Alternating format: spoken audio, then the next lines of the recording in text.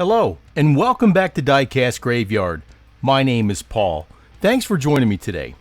We've got a really cool Restomod we're going to do today. We're going to do this Hot Wheels Jet Threat. Now, the Jet Threat was released as a promotional item from the Shell Oil Company back in 1973.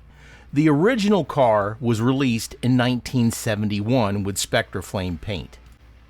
The car in 1971 also had a center section of the turbine engine that opened up, revealing a gear system inside the car.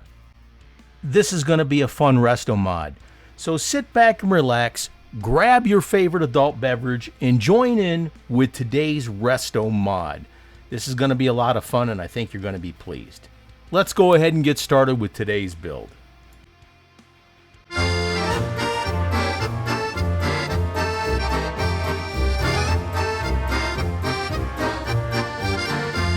It's time to start the autopsy.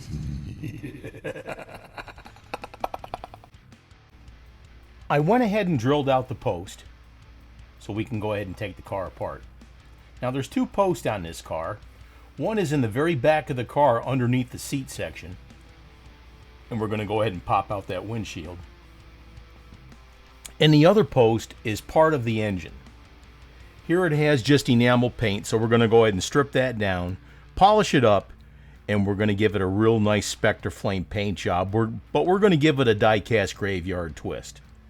Now the wheels in the back are cap style wheels, but the wheels in the front are the axle that goes all the way through, that you can see the tip of the axle on either side. We're going to go ahead and switch that out. We'll polish up the base, we'll polish up the engine, and then we'll strip the car down and we'll get the paint off there, and we'll give it a real nice Spectre Flame paint job, and we'll go ahead and polish up the windshield also. Let's move on. Here we're going to dip the body in the citrus strip, or as I call it, the embalming fluid. I mean, hey, it's a graveyard website. What do you expect? Good jokes? Not for this price. Give it a real good coating. Make sure the inside and the outside of the body are coated well. And then set it on something so you can see it. Now, some people put it in there and soak it. I do sometimes also, but that's okay. The citrus strip is not going to strip your skin off if you get a little bit on your finger and you wash it off immediately. It's not going to react to you immediately. But we're going to go ahead and put that out in the open so we can see the paint strip off. And we will get back to it when it's all ready to come off. Meanwhile, back in the graveyard. I went ahead and cleaned it up, and I used Zep degreaser. Now we're going to polish it up with some Flitz. Now, Flitz is a fantastic product, folks, and if you get online and get some, you can find it on Amazon on my marketplace page. You can also get it directly from the Flitz website. But what a great product it is. Let's go ahead and speed things up here.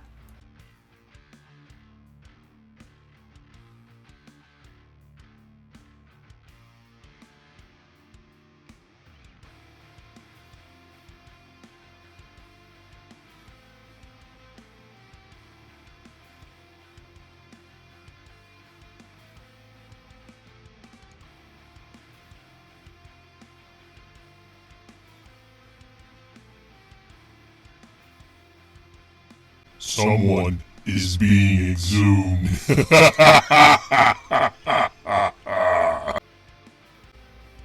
Now that we got that all polished up, let's go ahead and get it some paint. First off, I'm going to start with some Spectre Flame Orange, and you can get that at the Redline Shop.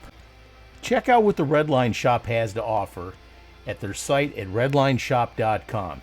Now they've got their full array of Spectre Flame paints. They've got decals for your classic builds. They've got replacement tires for your Hot Wheels. Check out the Redline Shop today at redlineshop.com. Here we've got the base coat of orange. We're going to put a little bit more on there. And then we're going to do a little bit of fun stuff too. We're going to do a really cool fade. But go ahead and get yourself a couple of mist coats or tack coats of the orange. Let it set for about 15 minutes, and then come back in with your next color, which you're going to see here in just a moment. This looks fantastic.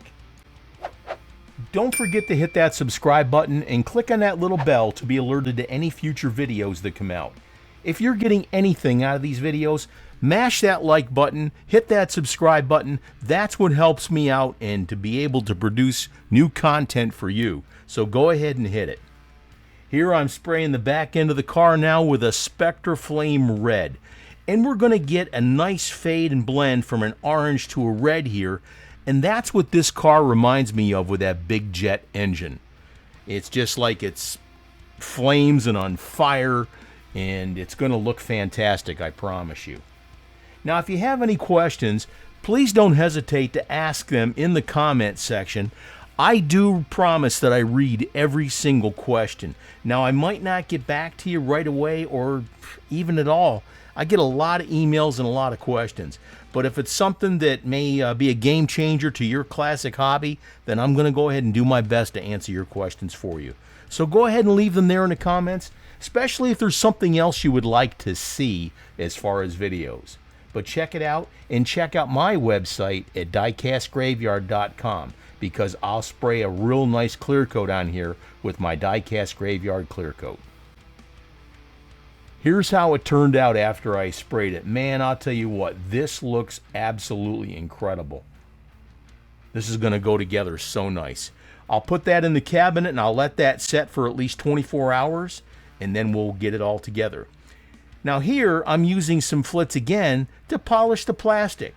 So that's a really good part about flits here, folks, is that not only is it good for metal and stuff, but you can use it to polish your plastic, etc., which means you're saving money.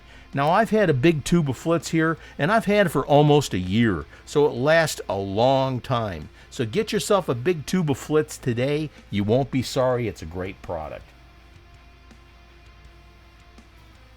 Just go ahead and put a little bit on there, rub it in by hand. You can polish it if you want to, but it's not necessary. That's looking really, really nice. I'm liking how this is looking. Let's go ahead and move on. Here we've got the base. We're going to polish up the base, but we're going to take care of these tires first. Now I'm going to use a little grinder here on my Dremel and these titanium bits, and I'm sorry that it's hard to see it down there. I just didn't line up the camera properly, my fault. But you go ahead and grind out that center section, and we're going to replace those front wheels.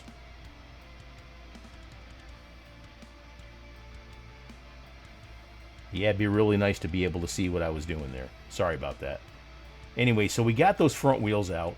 We got the front end all opened up. Now here's the back end. We're going to leave those in place, but we're just going to go ahead and pop off that other wheel. Here I've got some donor wheels from another car, and this is going to look super nice. I'll use a little bit of super glue, just a drop or two at the most. We'll set the axle inside that little channel, and then we'll hit it with the accelerator to go ahead and dry it.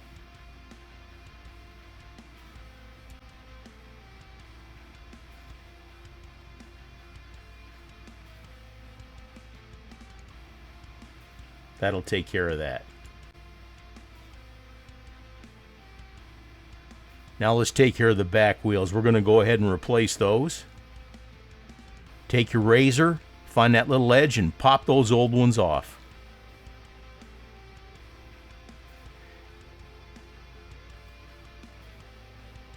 Now here I'm putting in these large meats in the back. Now the cap wheels only come in two sizes, medium and large.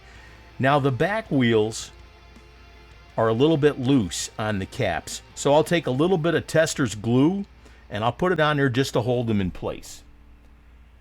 Now here's all the pieces. Here's the body, all clean and clear coated and everything. I put clear coat on here just because it looks really great. Here's the base all polished up with the brand new wheels from the Redline shop and those donor wheels.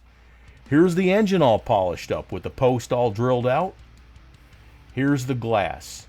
Let's go ahead and get this together and give my creation life.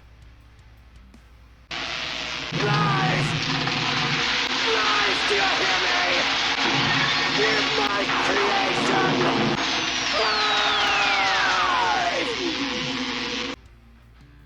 And here's what we started with. This Shell promotional jet threat from 1973. Now this was released in several colors and it came in a little baggie, as you saw in the beginning of the video. We took the car apart, we stripped it down, we painted it up, we polished the base, the windshield, the engine, we replaced the wheels, and then we put it all together with a beautiful paint job. And here's the finished result. Friends, look at how beautiful this car turned out. And as I always say, folks, you can do this too. All it takes is getting started, and if you screw up the paint job, strip it down and do it again. Now, a lot of folks use rattle cans. I prefer to use airbrushes, and I've been painting with an airbrush over 40 years. You get a little bit more control, and you can control the paint job a little bit better. The rattle cans turn out pretty good, but you know what? You can get a lot better paint job with an airbrush because you're not putting so much paint down. But again, we painted it up using Spectre Flame paint from the Redline shop, replacement wheels in the back from the Redline shop, wheels in the front from a donor car. We used flits to polish everything up and get that beautiful shine on this fantastic car. Now this car is going to look absolutely great in my collection. Now, like I said, if you have anything that you want to ask, go ahead and put it in the comments and I'll do my best to answer them for you. And please hit the like button and don't forget to subscribe. My name is Paul with Diecast Graveyard. I want to say thank you for joining me today. What a great day, and I got a bunch more videos coming out, and we're going to have a lot of fun. I did get a bunch of big orders taken care of, so I'm catching up on some of the other ones I owe folks, and they're going to be out soon. Thank you, and cheers.